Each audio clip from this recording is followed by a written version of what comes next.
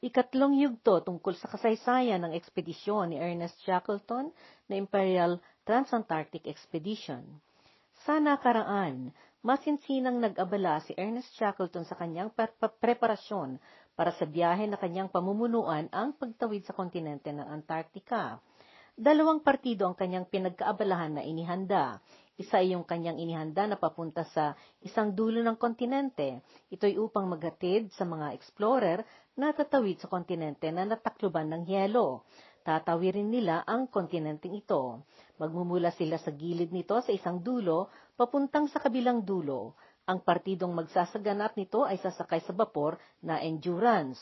May isa ring bapor na kasama sa ekspedisyon na papunta sa kabilang dulo kung saan magtatapos ang mga taga-partido Endurance sa kanilang pagtawid sa kontinente. Ang bapor na pupunta doon ay ang Aurora, na siyang magdadala ng mga probisyon at mga napiling tao na magtatayo ng mga kampo na kakailanganin ng mga maglalakbay na taga-Endurance. Pagkatapos ang masinsinang paghahanda, lumuwas ang Endurance mula Plymouth sa Inglaterra.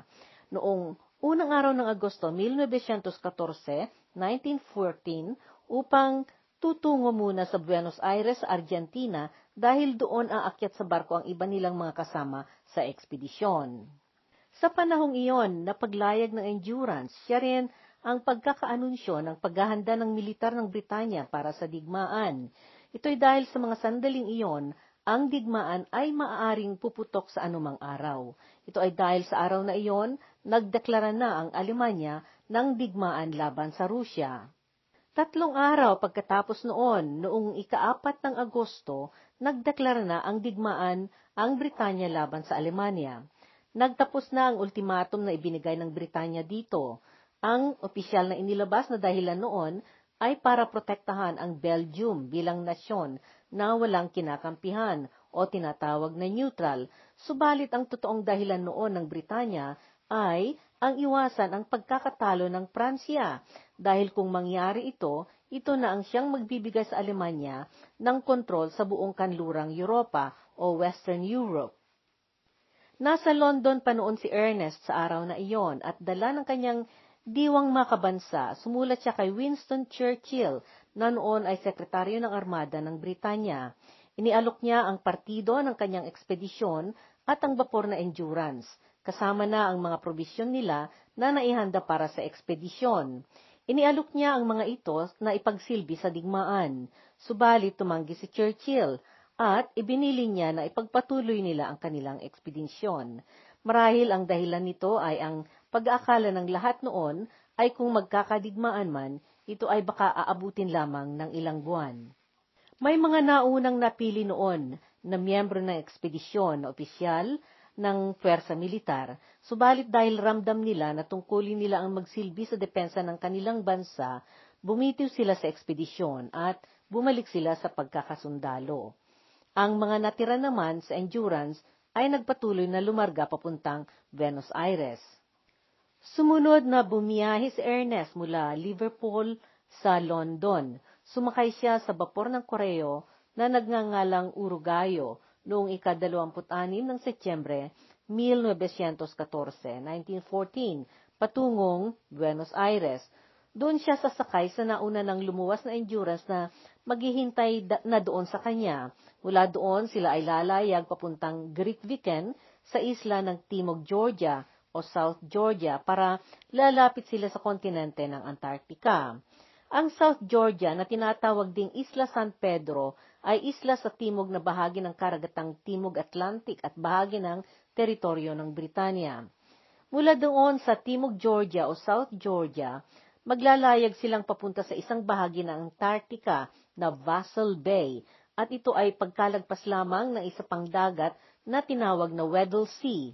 Doon sa Vassal Bay, magsisimula ng kanilang ekspedisyon na pagtawid sa dakilang kontinente na nakumutan ng yelo. Pagdating ni Ernest sa Buenos Aires, inayos niya agad ang mga taong miyembro ng ekspedisyon at sinigurado niya na ang bawat tungkulin ng bawat isa ay magagampanan ng mabuti. Inatasan niya na pumapangalawa sa kanya sa pamunuan si Frank Wild, na noon ay nagparating at nagsakay ng 69 na mga aso. Ang mga ito ay kasama nila sa pagtawid. Kakailanganin nila ang mga asong ito na maghila ng mga ulnas na paglalagyan nila ng kanilang mga bagahe at probisyon pagtatawid na sila sa dakilang kontinente na natakluban ng yelo. Ilang buwan din sila sa Buenos Aires na magtapos ng paghahanda sa kanilang mga pinal na kailangan. Lumuwas ang Endurance mula dito upang tumungo sa Great Weekend sa Timog, Georgia, noong ika-26 o 26 ng Oktubre. Dumating sila doon noong ika-5 ng Nobyembre. Isang buwan na naman sila doon. Noong ika-5 ng Disyembre, lumuwas ang bapor mula Great Britain patungo sa kontinente ng Antarctica para tuluyan na nilang isagawa ang kanilang pakay na ekspedisyon. Gaya ng naitakda, nagkaiba ang lugar na niluwasan ng bapor na Endurance sa niluwasan ng Aurora. Palibhasa ay magkaiba ang patutunguhan nila. Nakatakda na lahat ng kakailanganing isagawa ng bawat tropa sa ekspedisyon na ito at naisigurado na rin na naipaintindi ang pagkakasagawa ng mga ito. Tumungo ang Endurance sa Weddell Sea na siyang dadaanan niya papunta sa Vassal Bay. Doon sa Vassal Bay, bababa ang 14 sa mga tao sa Endurance.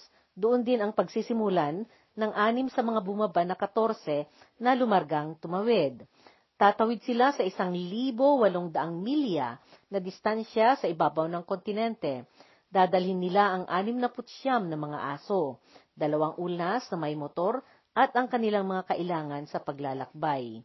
Iyong 8 sa mga bumaba na mga kasama nila ay maiiwanan sa Vassal Bay upang isagawa nila doon ang kanilang pananaliksik na pangsiyensa.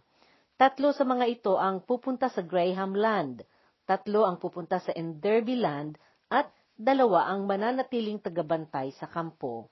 Ang iyong 6 na humayo na tumawid ay hahantong sa kabilang dulo ng kontinente upang makipagtagpo sila sa mga naatasan doon na grupong galing Aurora. Magtatagpo sila sa dagat ng Ross Sea. Mapanalig at masiglang lumuwas ang Endurance magmula sa Great Weekend sa South Georgia noong ika-5 ng Disyembre, 1914. May mga miyembro ng ekspedisyon ang wala pang karanasan sa Antarctica at gayon na lamang ang kanilang pananabik na maglayag. Noong ika-7 araw ng Disyembre, natanaw nila ang mga unang malalaking yelo na dikit-dikit sa karagatan. Heto na ang mga ibinabala sa kanila na matatagpuan nila. Ibinabala ito sa kanila bago sila lumarga ng mga nakausap nila noon sa Great Weekend na mga nanghuhuli ng balyena ng pangkomersyo. Subalit matibay at magaang naglayag ang Endurance sa pagitan ng mga hiyelo na nakakalat sa dinaanan nila. Nilakbay nila ang 1,000 milya sa loob ng 6 na linggo. 100 milya na lamang at makakarating na sana sila sa kanilang sadyang destinasyon. Noong ika-30 ng Disyembre, nalagpasan na nila ang kalagitnaan ng karagatan sa Antarctica.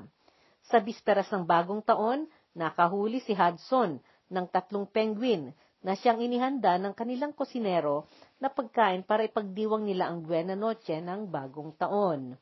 Pinagbigyan ni Ernest ang mga taong mag-inuman at hinayaan niya silang uminom ng hanggang sa sila'y nagkakasayahan. Pero pinutol niya ang inuman bago nagsimulang may nagkainitan. Nagbagong taon, pumasok ang 1915. Mapanukso ang kanilang paglayag sa mga unang linggo ng bagong taon. Ito ay yung kanilang pagdaan sa pagitan ng mga gabundok na tumigas na yelo. Gayunman, parang walang kaso pa ring naglayag ang Endurance na sumagupa at ng pagguho sa mga nakabalandrang yelo sa daanan nila. Dumating ang ika-18 ng Enero, 1915, bago sila makarating sa kanilang sadyang puntahan, biglang bumagsak ng sobrang baba ang temperatura. Nagdikit-dikit ang mga kumapal na yelo sa paligid. Lumakas ang ihip ng hangin na galing Hilaga na nagtulak sa mga yelo sa landas nila at nagdikit-dikit ito na nangporma ng malaking kapatagan. Biglang natakluban ng makapal at matigas na naglalakihang yelo ang paligid ng Endurance. Nabalandrahan ang harap, likod at tagiliran.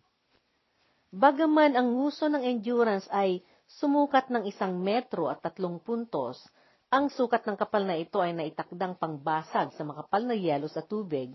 Ito'y naharang sa gitna at nakulong ang katawan ng bapor ng mahigpit. At dahil sa kapal ng mga yelong nagdikit-dikit, naipit ito at hindi niya nanakayanang sumulong o gumalaw.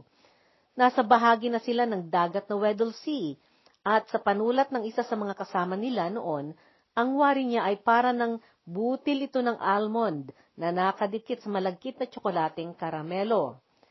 Nagsimulang dumausdos ang patag na yelo na nakaipitan ng Endurance at unti-unti nitong tinangay ang bapor ng papalayo. Dala-dala ng patag na yelo na umanod ang barkong Endurance. Napapunta ito sa direksyon na timog pakanluran. Sinikap ng mga tao na paluwagan ang barko sa pagkakaipit sa yelo at walang humpay silang nanghukay sa yelo sa tagiliran nito para makalag ang bapor. Subalit masyadong makapal ang yelo na pumalibot dito at tumigas ng lalo. Lahat na ng kanilang makakaya ay sinagawa na nila para makalag sila sa patag na yelo at maggawa sila ng pagdadaanan. Subalit walang naging kahihinatnan nito. Nanatiling nakulong ang barko at hindi na nakagalaw. Noong ika-24 ng Pebrero, napagtanto ni Shackleton na sila'y mapanatiling nakaipit doon sa buong panahon ng taglamig o winter ng Antarctica. Sa puntong ito, dito makikita ang kakayanan at katangian ni Shackleton bilang isang pinuno. Hindi siya nagalit o nagpakita ng kahit katiting na bakas ang pagkabigo. Kalmado lamang siyang na mag-usap sa kanyang mga tao at nagsabing doon sila sa yelo mamalagi ng buong taglamig. Ipinaliwanag niya kung ano ang mga panganib at kung ano ang mga posibleng mangyayari, subalit hindi siya nagpakita ng pagkawala ng sigla ng loob. Napagtanto niya sa mga sandaling iyon na hindi sila makakatawid sa kontinente. Kaya, bagaman alam niya na iyong unang pakay nila ay hindi na mangyayari, itinago niya ang kanyang mga kaisipan at damdamin. Ang ipinalabas niya para sa kanila ay ang anyong gusto niyang makita ng kanyang mga taong kasama. At walang nakaalam noon kung ano ang talagang mangyayari na dahil hanggang sa puntong iyon, pinapalakas niya lalo ang kalooban nilang lahat. At kasama niyan, ang lihim na pagkukunwari na ang ekspedisyon ay tuloy pa rin dahil walang bagay na mas makakadurog sa katauhan ng isang nilalang, kundi ang makita ang kanyang mga pangarap na naging abo. Tinipon niya ang lahat ng mga tao at kinausap niya ang mga ito. Nagpaliwanag siya sa kanila. Ang kanilang naunang pangunahing pakay ay sapilitan ng mababago dahil nagbago na ang kanilang sirkumstansya.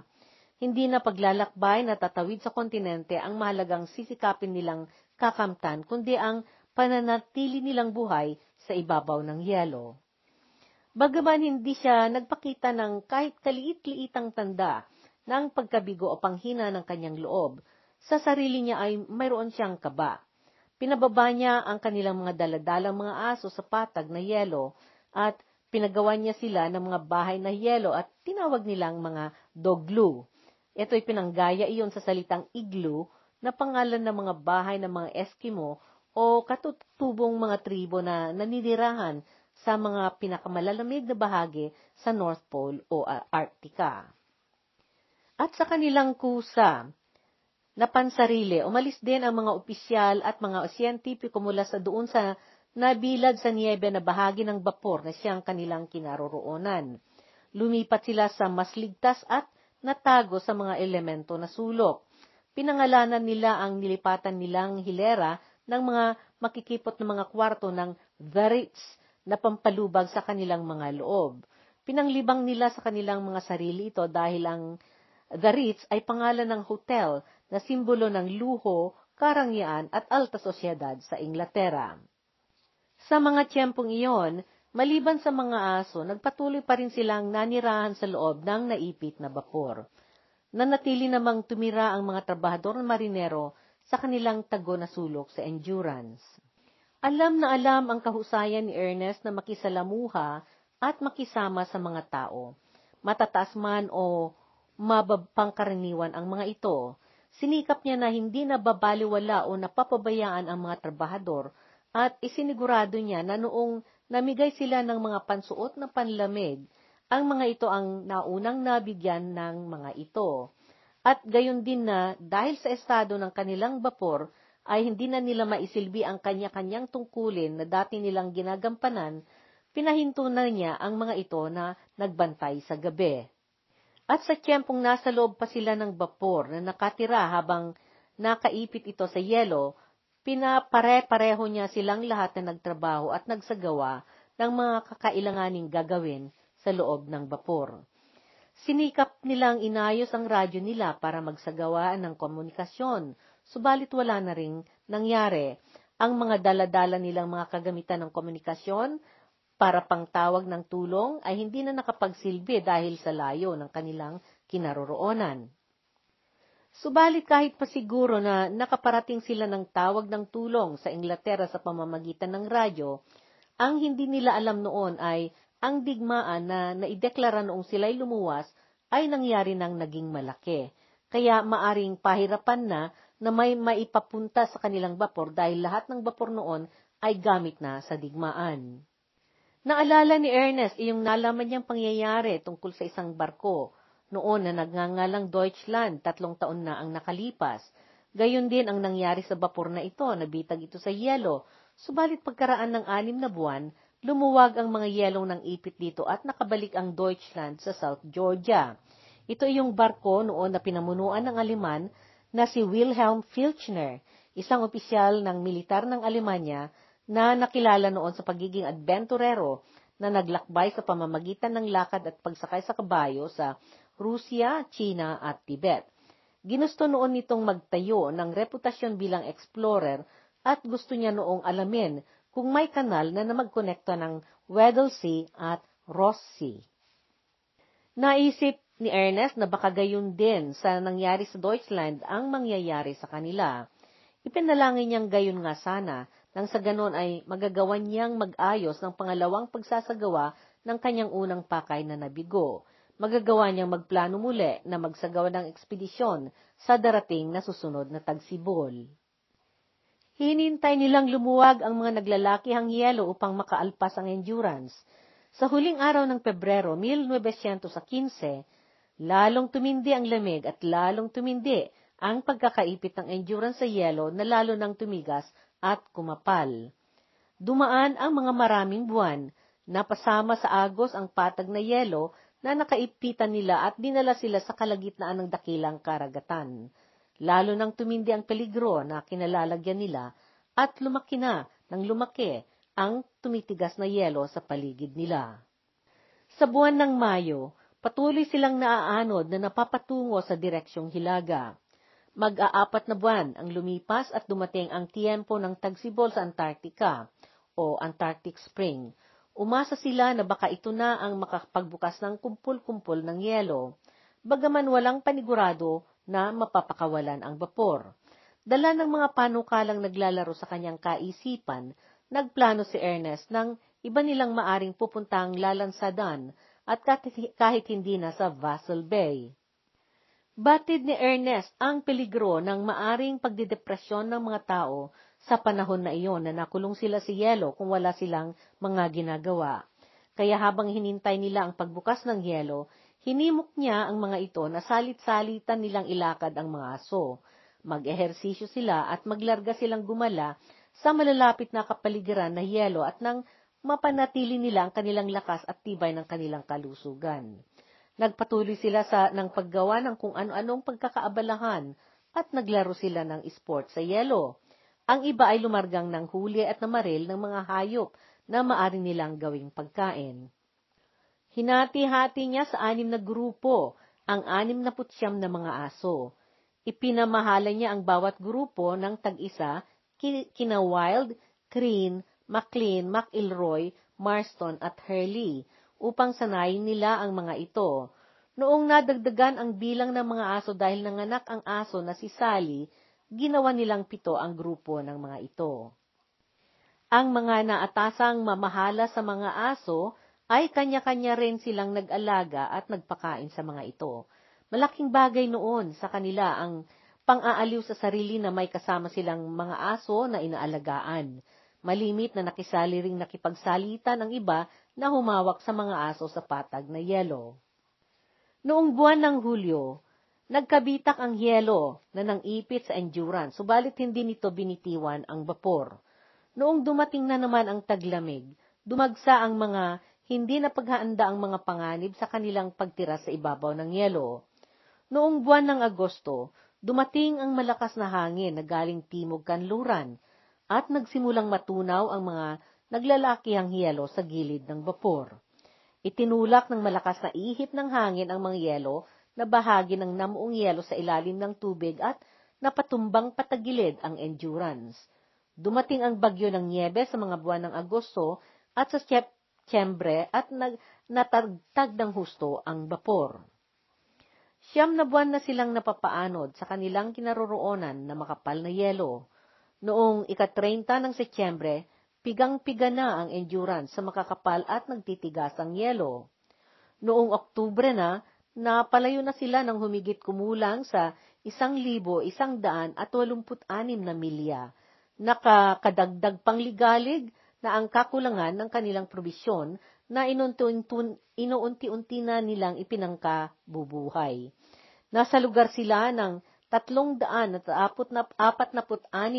na milya ang layo mula sa pinakamalapit na pampang, ang isla na Paulet, na tinansya nila na marahil ay may maasahan silang probisyon kung makakarating sila doon. Samantala, sanhi ng pagkakawasak na ng Endurance, ibinahagi ni Ernest ang kanyang panukala sa kapitan na si Worsley.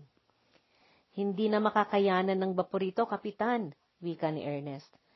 Maari na pagkaraan ng ilang buwan, maari pang salaon na lamang ng ilang linggo, baka nga araw na lamang ang mabilang, dahil anumang susunggaban ng yelo ay aariin niya, sabi niya. Dumating nga ang napakalakas na bagyo sa karagatan at bumulahaw ang napakalakas na hangin na nagpalipad ng malalaking bahagi ng nagdikit-dikit na yelo. Ito ang tuluyan ng bugbog at ng wasak sa bapor hanggang sa para na itong basag-basag.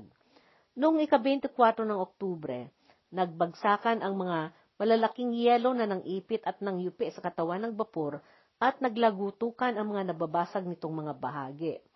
Pumasok ang tubig sa ibaba ng kilya ng bapor at nabaha ang looban nito. Kaagad nilang ibinaba sa kapatagang yelo ang 3 nilang dalang lifeboat o maliliit na bangkang panlayag. Ibinaba rin nila ang mga nakayanan nilang tangayin ng mga probisyon habang ipinagsikapan ng iba na iniangat ang bapor upang mapalabas nila ang nakapasok ng tubig. Noong ika-27 ng Oktubre, 1915, para nang wasak-wasak ang Endurance at wala nang pagsisilbihan nito. Gayunman nanatili pa rin itong nakaipit na nasa ibabaw ng yelo ng ilang linggo. Sinabihan ni Ernest ang mga tao na lisanin na nilang tuluyan ang bapor. Ibinaba nilang lahat ang kanilang kailangang maaring madala sa yelo kung saan sila nagtayo ng 5 tolda na kampo. Dito sila pansamantalang nagkampo habang kinuha nila lahat ang kanilang mga probisyon sa loob ng Endurance. Pinangalanan nila ang kampo nilang iyon ng dump camp o kampong tapunan. Ibinili ni Ernest na isa-isa sa mga tao ay mabigyan ng mainit na kasuutan at tulugan o sleeping bag. Tahimik niyang isiniguro na ang mga nakatataas na opisyal at mas nakakataas ang posisyon ang gagamit ng mga kasuutang karaniwang balahibo at iyong mas mababa ang ranggo at mga mas nakakabata ang gagamit ng mga kasuutang pantulog na mas mainit at gawa sa balahibo ng usa. Ang pinakamahalaga nilang kasuotan noon ay manipis na Burberry, tunic o tunika. Ito'y simpleng kasuotan na kamisa at hanggang hita ang haba, kasing nipis ng tela ng payong at gamit na panlaban sa hangin pero nababasa. Kinuha nila ang mga pinakamahalaga nilang mga gamit. Kabilang dito ang iniingat-ingatan nilang koleksyon na litrato ng fotograpo na si Frank Hurley. Natanto ni Ernest na sa mga darating na araw ay malamang na maglalakbay sila sa ibabaw ng mabagsik at mapaghamon na ibabaw ng yelo upang makarating sila sa pampang ng lupa at sa gayon, kinailangang magagaan ang kanilang mga dala-dala. Binigyan niya ng bawat isa ng limitasyon ng kanilang madadalang mga pansariling kagamitan na hanggang tig-2 libra lamang ang bawat isa. Sa kanyang pansariling panig, itinapon ni Ernest ang mga ginto at pilak na angkin niya at itinapon niya ang kanyang gintong relos sa niebe. Pinunit niya ang 2 pahina mula sa Biblia na ipinabaon sa kanya ni Reyna Alexandra na byuda ni Haring Edward na ika-7 ng Britanya noong siya'y lumuwas. Tiniklop niya ang 2 pahinang iyon at inilagay niya iyon sa bulsa niya. Iyong unang pahina na inihiwalay niya, dito nakasulat doon ang dedikasyon na isinulat ng Reyna. Sana ay alalayan kayo ng Poong Diyos na magsagawa ng inyong mga tungkulin at gabayan kayo sa lahat ng mga panganib sa lupa at sa dagat. Ang 2 pahina ay hinango sa salita ni Job. Kaninong sinapupunan ng galing ang yelo at ang puting hamog ng kalangitan, sino ang nagsilang, na itago ang tubig gaya ng bato, at ang mukha ng kalaliman ay namuo sa lamig. Job, Kapitulo 38, versikulo 29 at 30. Pagkatapos noon, idinagdag ni Ernest na itinapon ang Biblia. Subalit lingid sa kaalaman niya, pinulot iyon ng isa sa mga kasama niya dahil sa paniniwala nito na masamang pamahiin ang magtapon ng Biblia. Bagaman itinakda ni Ernest na 2 libra lamang ang mapapayagan na dadalhin ng bawat isa, may mga bagay na binigyan niya ng konsiderasyong maibukod. Isa ito ang dala ni Leonard Hussey na instrumento ng musika na banjo. Ito ay instrumentong may bilog na katawan at kahambing ng ukulele sa pagtugtog. Noong iniwanan ito ni Leonard dahil lumagpas na siya sa kanyang 2 libra na dala, naisip ni Ernest na mayroong darating na panahon na magkukulang sila ng pagkain at mangyaring maghihirap sila. Pagdating ng sandaling iyon, kakailanganin nila itong pamawi ng lungkot at pampalubag sa kanilang isip at pakiramdam. Ibinili niya na dalhin pati iyon. Patuloy nang kumiling at napaddahilig ang endurance sa kinaiipitan nitong yelo habang sila'y namalaging nagkampo sa paligid nito. Sinamantala nila ang pagkakataon na nang isa-isang nang usisa sa kanilang natitirang mga gamit na isasalba. Pinili ni Ernest ang mga madadala nilang mga mahalagang mga gamit at mga bagay na inaantabayanan niyang mayroong pagsisilbihan sa darating na mga araw. Magmula doon sa ipinatayo nilang temporaryong kampo, ipinasya ni Ernest na umalis doon sa lugar na kinaroroonan nila at subukan nilang lumargang papunta sa isang isla. Malayo ang pinakamalapit na lupa at nabalot pa ang mga bundok ng yelo. Kung pupunta sila roon, ang yelo sa ibabaw ng karagatan ang gagamitin nilang tawirang lalakarin. Sinimulan nila ang nanghila ng kanilang mga kargamento upang sa pagkakataong iyon ay pupunta sila sa Snow Hill na 200 milya ang kalayo noon nito mula sa kanilang kinaroroonan. May pusa noon silang nadadala na pinangalanan nilang Ginang Chippy o Mrs. Chippy dahil ito'y alaga ni Macnish na siyang karpintero ng grupo. Katuwa ang pantaguri ang ngalang chip o tapyas ng kahoy sa karpintero at dahil si Macnish na tinawag nilang Chippy ang may alaga sa pusa, pinangalanan nila ang pusa ng Mrs. Chippy. Dahil sa hirap na noon ng kanilang estado at dahil hindi nahihinto ang pagsama ng panahon, ipinasya ni Ernest na bigyan niya ng hangganan ang kanilang pagkakaabalahang iba at inayos niya ang kanilang prioridad na dadalhin. Ipinasya niyang paalis niya ang mga hindi masyadong kailangan at mga iba pang pampabigat lamang. Iyong sadya nilang paglakbay papuntang Snow Hill ay mapangahas. Isa itong mapagbakasakaling pakikipagsapalaran dahil maliban sa pagkalayo-layo nito, bigla-bigla ring nagmamaliw ang tiyempo at malamang na may mga hindi inaasahang pangyayari habang nasa lakbayan sila. Hindi rin nila maiwasan ang mapanganib na bigla-biglang pagbitak at pagguho ng yelo sa daan. Ni hindi nila masiguro kung kailan maaring gumalaw ang yelong tatahakin nila na maaring gumuho. Noong 30 araw ng Oktubre, ipinasya na niyang barilin ang pusa, gayon din ang 3 maliliit na aso. Sa kabila ng sama ng loob ng grupo, Tinanggap nila ang desisyon na iyon na kailangang maisaganap. Tinanggap din nila na sa mga susunod na araw may darating na mas kakaiba pang mga problema at nasisiguro nilang magdadagsa ang mga karanasang malulupit na matatagpuan nila. At kapag dumating ang tiyempong iyan, maaring hindi rin nila maiwasang papatayin din ang mga ag-alaga nilang mga aso. Dinala nila ang 3 bangka sa kanilang mga ulnas at inilagay nila dito ang kanilang mga probisyon at kagamitan at lumarga na silang maglakbay sa patag na yelo sa ibabaw ng dagat na siyang tulay nilang papunta sa islang pupuntahan nila. Nagkasama ang tao at aso na nanghila ng kanilang mga kargamento. 3 araw ang dumaan na sila'y nagkandahirap na naglakad at nanghila ng mga gamit nila. At noong napahinto sila, may mga 2 milya lamang ang kanilang nalakad. Pagkaraan ng 7 araw hanggang 8 milya lamang ang kanilang nalakbay. Ipinasya ni Ernest na huminto muna sila at maghintay. Nagtayo sila ng kampo sa ibabaw ng makapal na yelo na may kasiguruhang matibay. Tinawag nila ito ng Ocean Camp o kampo sa karagatan. Noong ika-21 ng Nobyembre, 1915, nasaksihan nila ang paglubog ng iniwanan na nilang bapor na Endurance na sa mga sandaling iyon ay wasak-wasak na ang katawan. Doon sa puntong iyon ng Weddell Sea ang hinantungan ng bapor na tuluyan nang pumaibaba sa kalamnan ng dagat. Mawawala na siya mga kasama, isinigaw ni Ernest sa mga kasama niya. Habang minatyagan nila ang naglalangit-ngit na Endurance na unti-unting pumailalim sa karagatan. Tulalang nagmasid ang mga tao na nanood sa tuluyan ng pagkakawala ng sasakyang naging sandalan nila at inasahan nilang makakapagbalik sa kanila mula sa karagatan pauwi sa kabihasnan.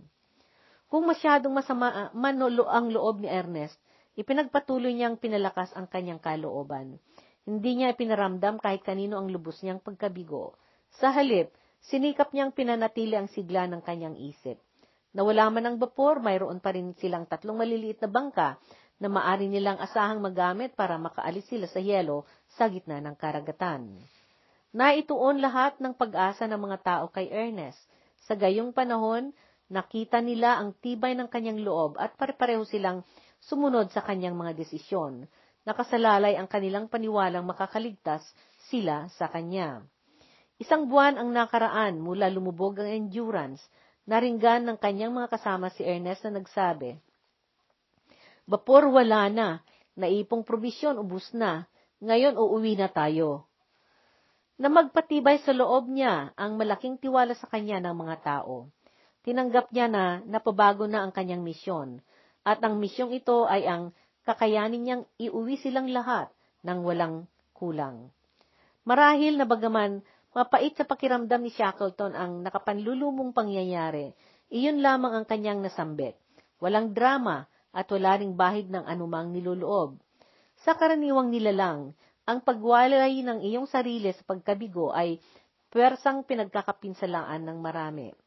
Hindi ito nakapinsala kay Shackleton. Iniagpang lamang niya ang kanyang sarili sa bagong sitwasyon at napagtanto niya na kapag ang isang layunin ay naglaho, mayroong kapalit iyon. At sa isip niya ay, kung hindi ako magtagumpay ngayon na tumawid sa kontinente, iuuwi ko lahat ng tao ko ng buhay. Mangyaring kung ibabatay sa kronikulo ng mga eksplorasyon sa magkabilang dulo ng daigdig, sa Antarctica at Arctico ang mga ekspedisyon na ganito ay pinagsinglaan ng buhay ng dagsang manlalakbay. Ramdam noon ni Ernest na ang pagsubok na nahaharap sa kanya ay hamon. Kung kaya ba niyang iuwi silang lahat ng buhay, iyon ang kanyang inakong katuturan ng lumang kasabihan na pang-aagaw ng tagumpay sa panga ng pagkabigo. Dito magtatapos ang 3 yugto ng ating kwento. Ano kaya ang susunod na mangyayari? Ano pa ang mga darating na tribulasyon sa mga taong naging bilanggo ng yelo sa karagatan? Makakaalis kaya sila? Malalaman sa susunod na yugto ang kasagutan ng mga katanungang ito.